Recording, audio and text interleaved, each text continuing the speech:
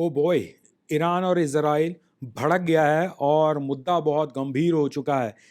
Well last time हमने सोचा था कि मे बी ईरान इस जंगी मैदान में ना घुसना चाहे इज़राइल के साथ और शायद ईरान बातें मान ले, बट बातें नहीं मानी गई और इज़राइल ने कर दिया हमला। अब प्रॉब्लम क्या हो रही है? क्या इंडिया फँस गया है इन दोनों के बीच में? क्योंकि एक तरफ ईरान जो ऐसा नहीं कहूँगा हमारा बहुत जिगरी दोस्त है या हमारा दोस्त है, बट एटलीस्ट हमारे बिजनेस के इंटरेस्ट हैं ईरान के साथ। दूसरी तरफ इज़राइल जो मुझे लगता है पर्सनल लेवल तो मुझे लगता है कि हमारा बहुत वो कहते हैं ना क्लोज़ मित्र है हमारा और इसे तो हम नाराज़ ना करना चाहते हैं क्योंकि वो ज़रूरत की वक़्त हमारे लिए हमेशा खड़ा रहा है।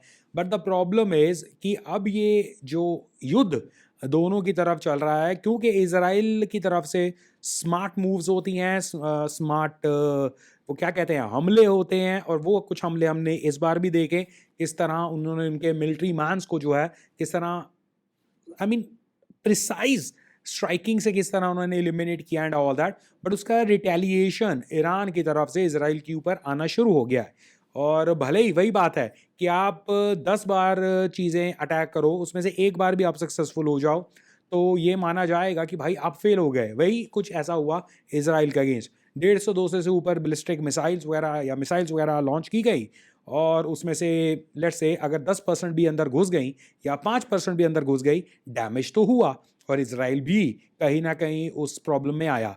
और रिसेंटली मैंने ये भी सुना कि भाई साहब इज़राइल को हेल्प की ज़रूरत पड़ गई। इज़राइल ने अमेरिका को कहा कि ओपनली आओ भाई। हालाँकि ये इज़राइल और अमेरिका का कंबाइंड एफर्ट ही है, कहीं न कहीं ये कहना गलत होगा कि अकेला इज़राइल ये कर रहा है क्योंकि एटलीस्ट इंटेलिजेंस से लेकर मिलिट्री पावर से लेकर या जो भी वेपन्स वगैरह एंड ऑल दैट वो Israel knows how to use them and खुद ट्रम्प साहब ने कहा है कि ये सारा कुछ उनके पास अमेरिका का है। खरीदा हो भला बट कहीं न कहीं ऐसा कह नहीं सकते कि ये Israel is doing it all alone.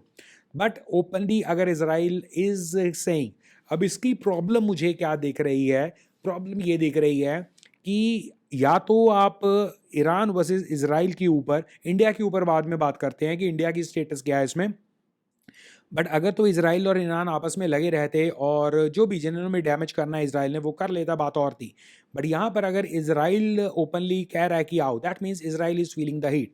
और क्योंकि इज़राइल है ही इतना सा, अगर आप मैप में जाकर देखोगे यू विल फील कि भाई इज़राइल है कितना सा, तो उनके ऊपर डैमेज भी ज़्यादा होता है और ईरान बहुत बड़ा है उस कंपैरेटिव उसमें और उन्हें अटैक उतना ज़्यादा करना भी नहीं पड़ेगा।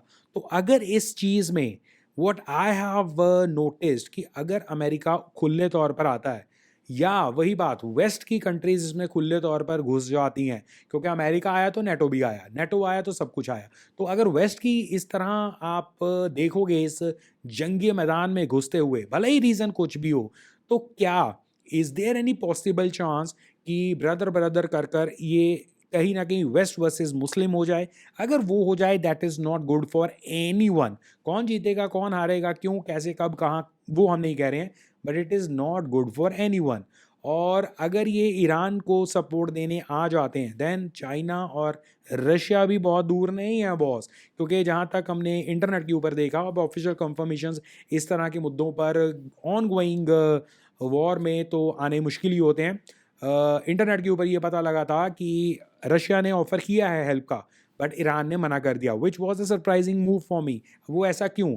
मे बी बिकॉज़ इसलिए कि रशिया अगर इन्वॉल्व डायरेक्टली हो जाता, तो यूएसए को एक बहाना मिल जाता और वहाँ पर कहा जाता कि बिकॉज़ रशिया इन्वॉल्व हो रहा है और ईरान ने ये कहा है या ईरान की रिक्वेस्ट पर ये हुआ है, इसलिए यूएसए आ रहा है। तो दे वांट कि पहला स्टेप कौन लेगा? वहाँ से अगर यूएसए आ रहा है, देन यहाँ से बाकी कंट्रियाँ हेल्प करेंगी, अगर यूएसए नहीं आ रहा है, तो नहीं करेंगी। सो मे बी अगर ये वेट एंड वॉच हो रहा है, तब तक अगर ये होल्ड भी हो रहा है, तो कुछ भी हो, इज़राइल को नुकसान तो होगा और हो रहा है। मैं ये नहीं कह रहा हूँ कि ईरान का कम नुकसान कर रहे हैं, बहुत ज़्यादा कर रहे हैं और बहुत बुरी तरह से कर रहे हैं। बट वही बात, अगर आप इतने हो, वही जो हम लॉजिक पाकिस्तान के ऊपर लगाते हैं, जब उनके वो पाव-पाव के न्यूक्लियर वही धमकियाँ आती हैं, कि अगर आप हमारा 20-25% उड़ा भी देते हो न्यूक्लियर से, बाकी का हमारे पास 70-75% हम इंडिया में फिर भी बचा हो जाएगा और उसका रिटेलिएशन जब होगा, तो पाकिस्तान बिल्कुल नहीं रहेगा। सिमिलर सिचुएशन इज़राइल की है। ईरान इतना बड़ा है कंपेयर टू इज़राइल, इज़राइल इतना सा है, तो उन्हें अटैक करना भी आसान है। उनके लिए स्ट्रेटेजिकल डेप्थ भी नहीं है। इट इज़ लाइक कि एक 7 फुट का इंसान एक 3 फुट के इंसान से लड़ रहा है या 2 फुट के इंसान से लड़ रहा है। येस, भले ही अगर आप दूर-दूर हो और टेक्नोलॉजी से लड़ रहे हो, इट इज़ गुड। बट अगर ये दोनों नज़दीक आने शुरू हुए या अगर आप जितना मर्ज़ी अटैक कर दो 7 फुट के इंसान के ऊपर, उसे इम्पैक्ट होगा। बट अगर उसका कुछ भी आपको लगा, आपको ज़्यादा होगा। तो वो प्रॉब्लम इज़राइल के साथ हो रही है और शायद क्या इस वजह से दे आर डिमांडिंग कि यूएस वगैरह या इवन ये फॉरेन या वेस्ट वाले बीच में आए, क्योंकि अगर वो बीच में आते हैं थिंग्स विल बी टर्निंग अगली, ये मुझे लगता है। और बाकी पाकिस्तान की तरफ से कहते हैं कि सपोर्ट वगैरह का कहा गया है कि ब्रदर ब्रदर हम आपके साथ हैं।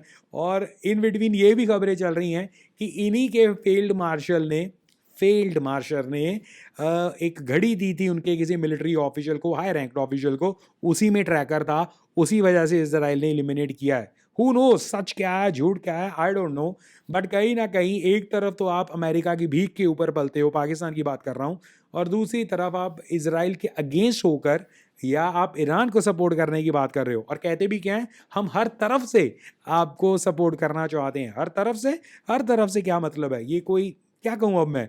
आप खुद भीख पर पलते हो और वो भीख आपको वेस्ट दे रहा है, और उसकी भीख लेकर आप किसके साथ जाना चाहते हो, और जब तब जाना चाहते हो जब आपने ही उसकी वहाँ पर मातम के बीज बो दिए थे। That is surprising.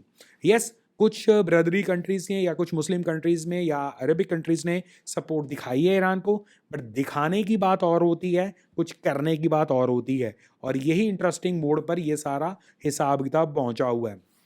रशियन लोग मैंने इंटरनेट के ऊपर देखे, they are pro Israel, pardon me, they are pro Iran or they are against the Israelis. That is maybe because of उनकी कोई पुरानी conflict है, this and that, या maybe directly USA से प्रॉब्लम है, that's the only reason। तो उस वजह से आप देखोगे कि रशिया की साइड है ईरान। अब रशिया की डायरेक्ट साइड ईरान है, इंडिया, यूएसए की साइड इजराइल है। इंडिया बीच में कहाँ पर है? इंडिया का स्टांस वही है कि हम दोनों को पीसफुल देखना चाहते हैं। फॉर मी पर्सनली मुझे लगता है because of the Russia factor may be हम ईरान को डायरेक्टली मना नहीं कर रहे हैं या ईरान के साथ ना होकर अफोर्ड नहीं कर रहे हैं। बट अगर आप इन दोनों में देखा जाए तो गवर्नमेंट का, इंडिया का ऑफिशियल स्टांस यही है कि हम दोनों की तरफ हैं।